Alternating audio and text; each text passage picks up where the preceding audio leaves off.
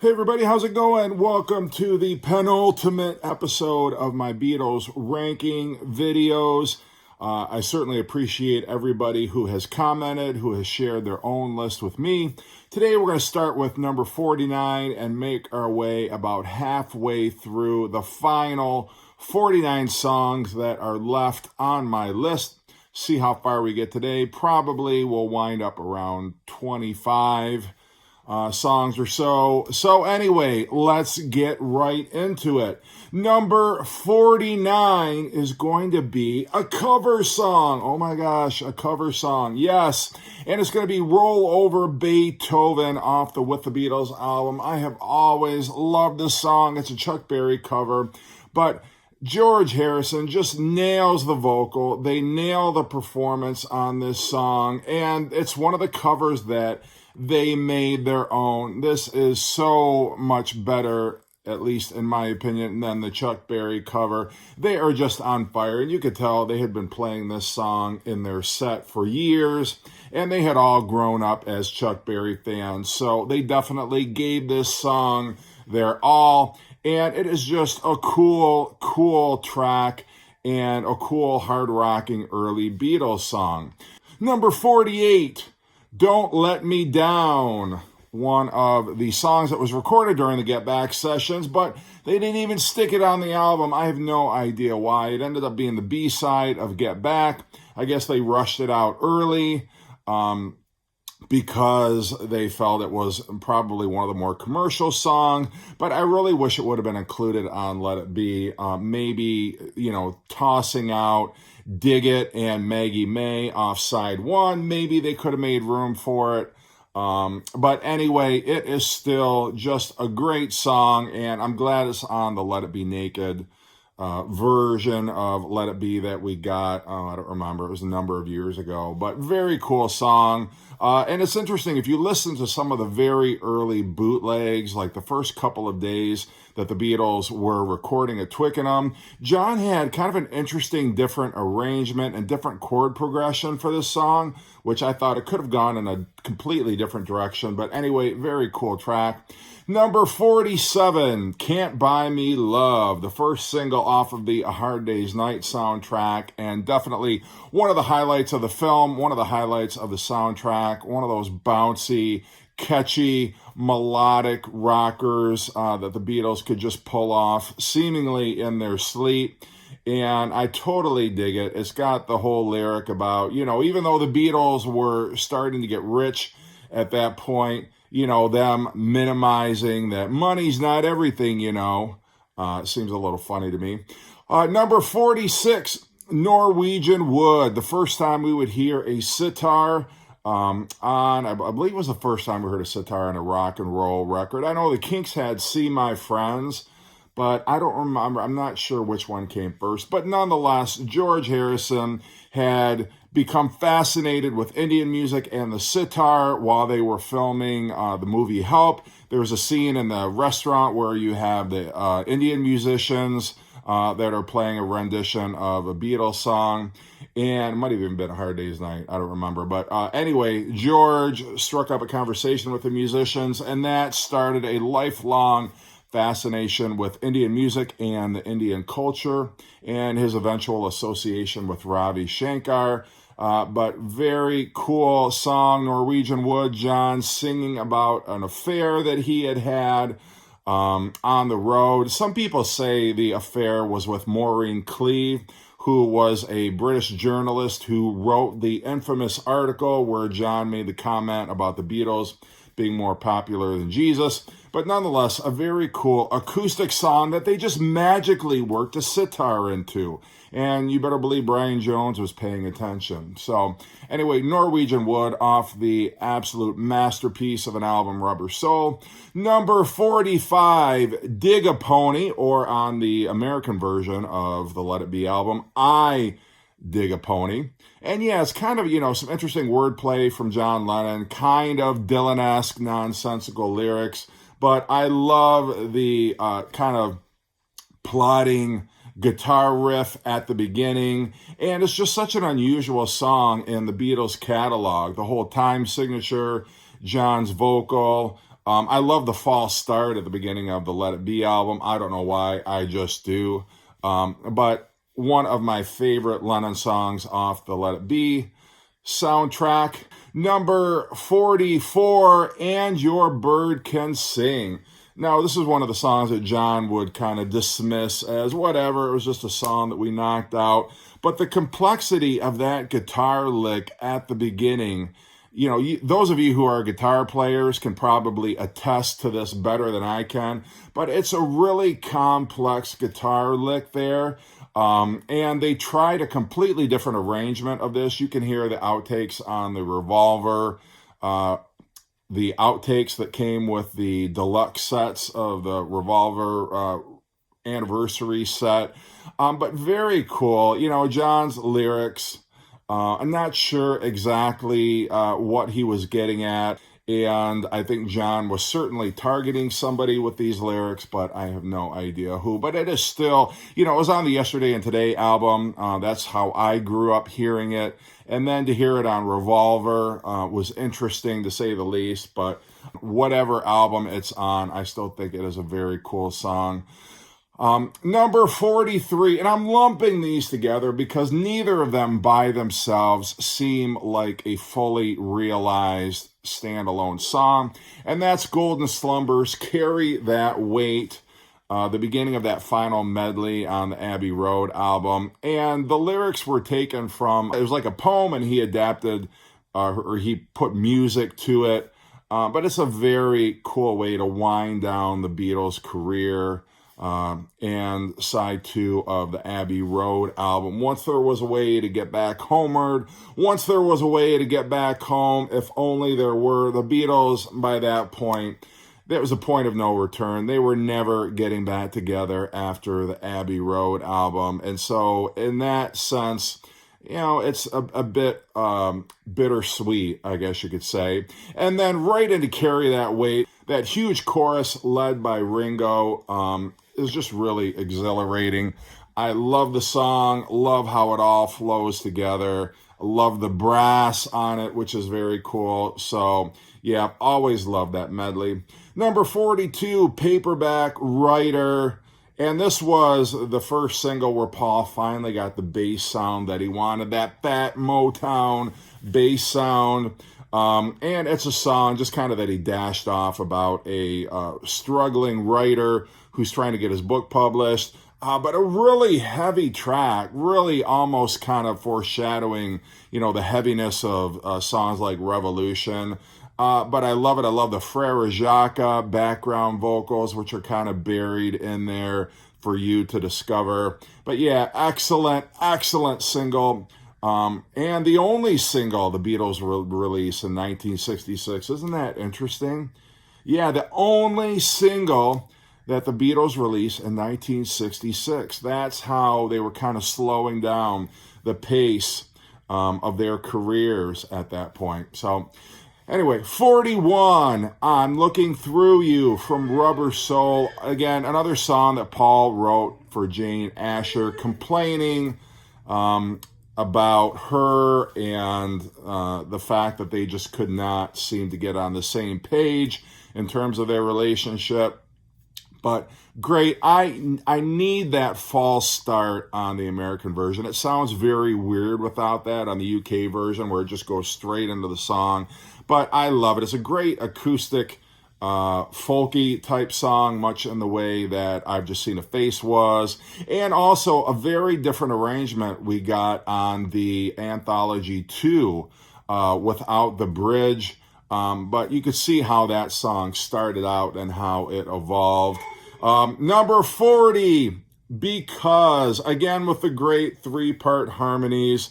The piano, or the music itself, apparently how they got the melody, or how John got the melody, is Yoko was playing Moonlight Sonata on the piano, and John asked her, you know, play the chords backward, play the melody backwards. And allegedly, that is how he got the tune for Because. But those harmonies are so great. Again, go on YouTube and find a video where it isolates John's vocal, Paul's vocal, and George's vocal, and it is a revelation. It's an epiphany to hear those vocals in isolation, how they fit together. It is so incredible and magical, and I can't emphasize how strongly I love those three-part harmonies. I wish they would have utilized them more. Number 39, Two of Us, which I think everybody took as Paul writing a song about he and John and their partnership, when actually it was a song that he wrote about himself and Linda.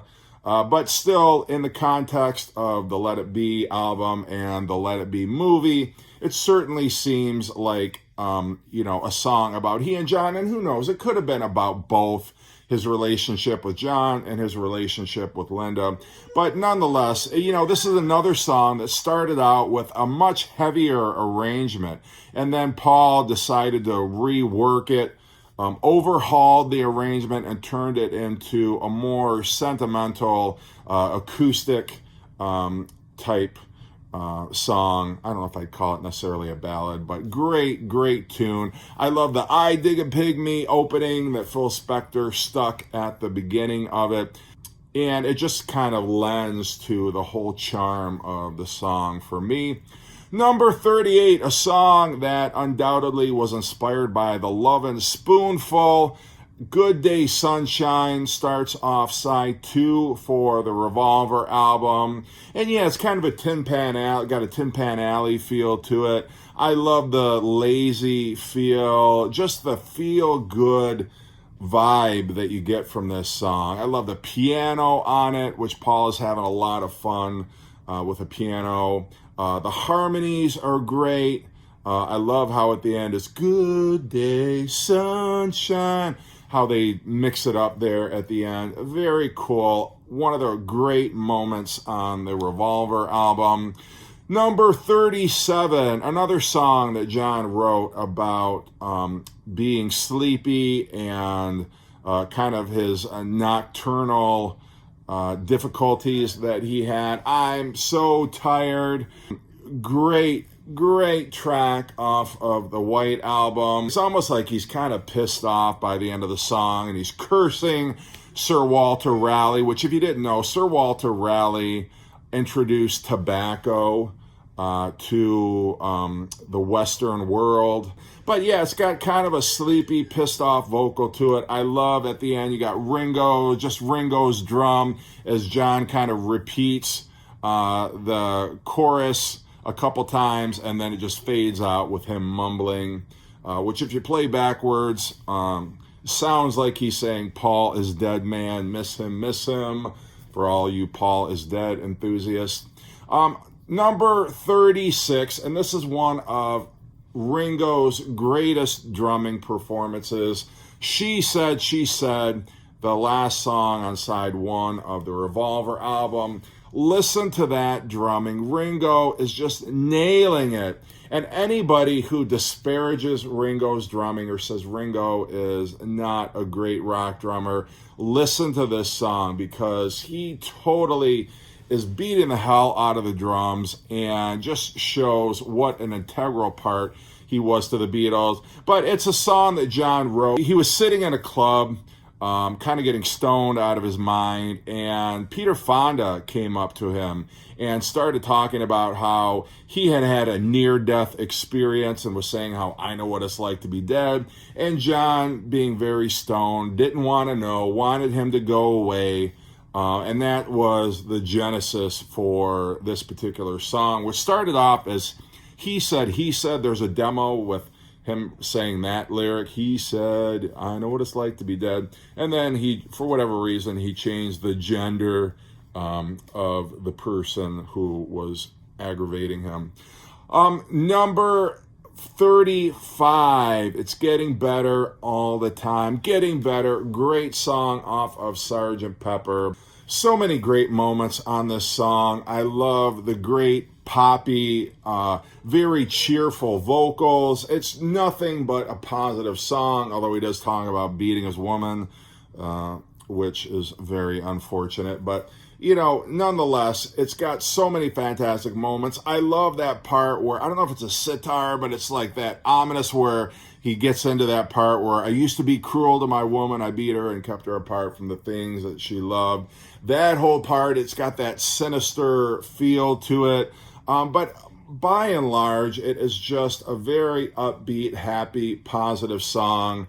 And the vocals on it are great. John interjecting "Can't Get No Worse" has always been Paul's favorite moment in that song. But, another stellar moment on Sgt. Pepper. Don't tell me it's not one of the Beatles' best albums. Number 34, Sgt. Pepper's Lonely Hearts Club Band. The opening track on Sgt. Pepper. For the first time, we get like some genuine sound effects in the way of like crowd noise, and you're wondering, first time you put it on, is this live? What's going on here? And then they totally kick in, and it's a heavy, heavy song, way heavier than even Paperback Writer. One of Paul's greatest rock vocals, and then the Beatles harmonies singing the chorus, and it segues right into the excellent "With a Little Help from My Friends." Yeah, Jimi Hendrix thought enough of this to cover it like the day after the album came out. He was playing this song live. That's how much he thought this song kicked ass, and it absolutely does. Number 33, Rain, the flip side to the excellent Paperback Writer single. Some people think this is the best B-side that the Beatles ever released, but it's got a dreamy, surreal quality to it. The Beatles recorded it at a faster speed than the way it sounds on the record. It was slowed down to give it more of a dream-like quality. But John's very, philosophical vocal about people who are too caught up in material things and too caught up in, the mundane day-to-day activities. But it's such an excellent piece of songwriting and an excellent arrangement. And the Beatles just kept breaking new ground with every single and with every album, and Rain is no exception. You got the backwards vocals at the end. Just a magnificent track. Number 32, Eleanor Rigby. And this had to have blown people's mind back in the day, where you got Paul's double-tracked "Look at All the Lonely People" opening up the song. You've got the string quartet arrangement on it. And Paul singing about death, singing about lonely people, not subject matter that you typically would associate with a pop song in the mid-'60s. But Paul, took the subject matter, and it's just a really poignant tale about two lonely people who at the end come together under very unfortunate circumstances. But what can I say about it? It's just a Baroque pop masterpiece. Number 31, and I submit to you this is one of Paul's greatest ballads, definitely his greatest early ballad, "And I Love Her." It's very gentle, it's very atmospheric and moody. I love the clip of it in "A Hard Day's Night," and it's one of Paul's most tender ballads. And George's guitar playing is so understated. That solo, even though it seems very simplistic, it works so well. Just a great, great early Beatles track. Just shows you how far they had come on "Please Please Me." The only ballads that they really were writing at that point were "There's a Place," "Ask Me Why." And then just a year later, 2 albums later, they're coming up with these incredible songs like "And I Love Her." Just amazing. Number 30, "I Feel Fine." I love that bit of feedback at the beginning. The vocal or the lyrics are a little trite, a little simplistic, but it's catchy as all hell. That guitar lick, that guitar riff is incredible. And it's so memorable and it sticks with you. It's something you can hum in your sleep. And this is one of those perfect Beatles singles. You got She's a Woman on the flip side, I Feel Fine. And like the Beatles could do no wrong with their singles. From this point forward, every single was just absolutely brilliant. And we're talking, this was recorded in late 1964, and how sophisticated it is, how cool it is, inspired so many rock bands. Gotta love it. Number 29, Girl. Girl's one of the most fascinating arrangements, apart from Norwegian Wood, on the Rubber Soul album. It's almost got like a kind of like a Spanish flavor to it, I guess. The way the guitar is picked, the background vocals with the tit, tit, tit, tit, tit. John singing about his ideal woman and her in turn treating him like dirt. It's certainly one of those great deep cuts off of Rubber Soul. Number 28, Back in the USSR, the song that kicks off the White Album. Paul is on drums on this song, unbelievably. Ringo wasn't able to nail the drum part, and he got upset and walked away, said he was quitting the Beatles, stepped away for a couple days, and then finally came back. But yeah, it's, got a little bit of a Beach Boys harmony to it, and a great opening rocker to the White Album. I love the sound of the jet noise at the beginning and at the end. Great segue into Dear Prudence. But yeah, just a flawless rock song. Number 27, With a Little Help from My Friends. I think this has got to be my highest rated Ringo song. But yeah, it's brilliant. The call and response vocals. It definitely fit in with the whole Flower Power, Summer of Love vibe. It's a timeless classic. Ringo sings it great. John and Paul supporting him with those excellent harmonies. And a very cool lyric that everybody can connect with. Number 26, I'll Be Back. One of those early great Beatle ballads with John and Paul harmonizing. I love the melody. I love the chord changes on this song. It's just got, it feels like the whole song is in a minor key, but I just love it. One of those early Beatles songs that has always been my favorite. I've got it ranked so high for a reason. Again, the lyric is nothing mind-blowing, nothing too sophisticated, but still, I absolutely love this song. Number 25, Cry Baby Cry. One of John's classic songs off of the White Album. It's a very interesting lyric, though. You tell me, what is Cry Baby Cry about? You know, John, as he did with Happiness is a Warm Gun, and some of the other songs that he was writing at this point, it's got a childlike quality to it, but I love how it kind of gradually builds with each verse. I love how it gets quiet at the end.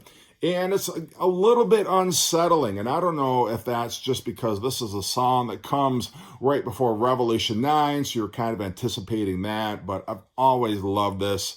And that little coda at the end, Can You Take Me Back Where I Came From, which was recorded at the session. I believe it was at the same session that I Will was recorded during. All right, so that is going to be it for this episode, and we'll get into my final 24 in the last episode in this series. Take care.